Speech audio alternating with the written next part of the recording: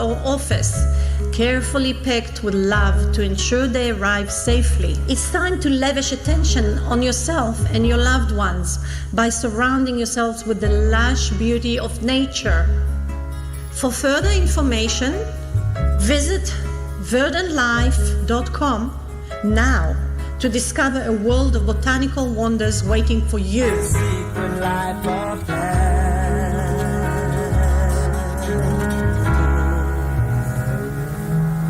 You're tuned in to Omega Radio with your host, Ofra Gaito, with Grow Your Life, the program that goes beyond houseplants and gardening. Good afternoon, everyone. This is your host, Ofra Gaito, with the program Grow Your Life, and I'm here every Friday at Omega Radio 101.9 FM at 1:45 p.m. sharp. Eastern Time. And today we're talking about a subject that worries many of us, which is mosquitoes. And they are the deadliest animals in the world.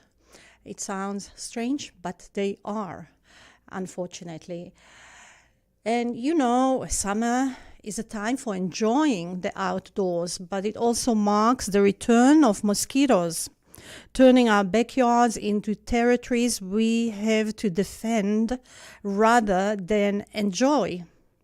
The annoyance of buzzing and the itchiness of bites are more than just a nuisance. They disrupt our peace and pose health risks. They are deadliest animals in the world because of the transmission of serious diseases and viruses such as malaria, Zika, the West Nile. Those can become very, very dangerous. Mosquitoes can spread these diseases from person to person. They kill hundreds of thousands of people each year. And the most vulnerable are pregnant women and children. When mosquitoes bite us, each one of their 6 needles draw out blood while injecting some of their saliva. The saliva contain an anticoagulant and proteins. Your body reacts to the saliva, resulting in a bump and itching. Some people have only a mild reaction to a bite or bites. And only the female mosquitoes bite us as they are motivated to make more eggs. These females need the protein in their blood to help their eggs develop. Once they have consumed enough blood, they rest for a couple of days, and then they laying their eggs with future mosquitoes. The proteins are foreign substances that triggers the body immune system. Mosquitoes are attracted to carbon dioxide because its presence indicates that there is something living and breathing nearby. This is the reason they bite the ankles and feet more than other areas in our body, because there is more odor in those areas. To fight them, the body's immune system releases histamine, which is a compound that helps white blood cells to get to the affected areas. Histamine is what causes itchiness, inflammation, and swelling. Sometimes if a person is bitten for the first time, they won't have a response. This is because their body hasn't formulated a response to the foreign invader. And some people may not notice bites at all. Others may build up a tolerance over time. What I would recommend to reduce the risk of mosquito bites is beyond wearing repellents, which there are plenty all around in supermarkets and pharmacies. Of course, reapplying them when necessary, and of course, choose the right clothing. There are other things you can do to lower your risk of getting bites by mosquitoes, such as, hang out in screened areas versus open air. If the screen have a hole, make sure that you fix them, repair them, so it eliminates leaks and more mosquitoes coming through. Also, if you have the possibility of switching on air condition, it will be much better instead of opening the windows and mosquitoes actually coming through. I highly recommend to clean up any standing water in and around your home and your house. Make sure that mosquitoes lay, they lay their eggs. So make sure that the standing water, you get rid of it. You empty and you clean those buckets, the baby pools, pots, garbage cans, and also bird bath. They also attract mosquitoes. In general, I would recommend to avoid being outdoor, unfortunately, from dusk to dawn, which is sometimes hard, but this is the main times where the mosquitoes actually attack you. Immediate relief for mosquito bites, I recommend.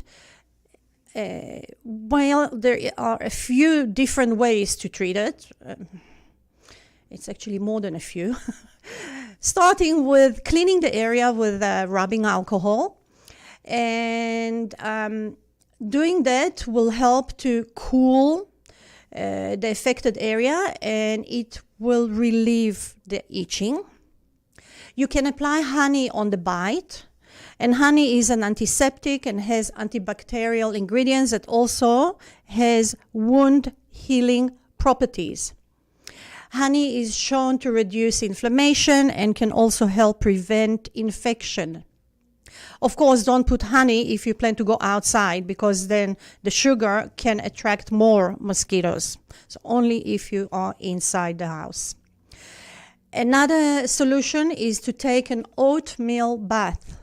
The oatmeal has active properties that help to soothe insect bites and allergy reactions in general, chicken pox and dry skin. So in general, it's very healthy to take oatmeal bath.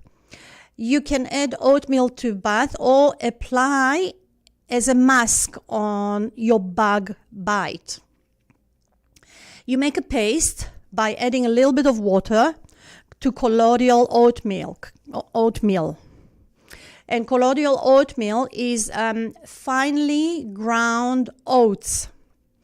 And then once you make this paste with water, you can apply it onto the affected area and you leave it on for 15 minutes. Then you wash it off with warm water. And if you wish, to that paste, you can also add a little bit of honey. After you wash it off with water, you moisturize the skin with cream. Another method to help to treat mosquito bites is use cold tea bags. So either green or black tea is anti-swelling effect. So it's not just useful for swollen eyes. Everyone knows about that. Tea's anti-inflammatory effect will help with the swelling of the mosquito bite. You soak a bag of green or black tea and you place it in the fridge to cool down. Then you apply cold tea bags on the bite, which will help to reduce the itchiness. So that's a very easy way to treat it. Another way is to make a basil rub. Yes, the herb. Basil has chemical compounds that can relieve itchy skin. So you can apply basil like basil oil even, like a lotion, and you make your own at home. You can make your own rub by boiling 2 cups of water and half an ounce of dried basil leaves. After the mixture cools, you dip a washcloth into the pot and apply it on the affected area. And you can also chop up fresh basil leaves and rub them on your skin. That's also a possibility. Of course, there are plenty of antihistamines that are available over the counter. Benadryl, Claritin, plenty of those, that calamine lotion that you can apply.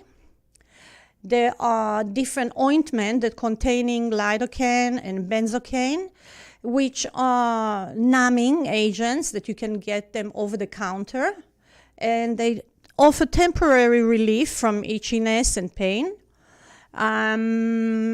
If you want even more effect, you can choose the ones that contain peppermint or menthol, because they've got a cooling effect. And so those ointments, which are numbing the area, with the ones that has got peppermint and menthol, will be even more good on your skin. Of course, we are again with the suggestion of using aloe vera. I'll never give up on our plants. So here I have our aloe vera inside Valentina.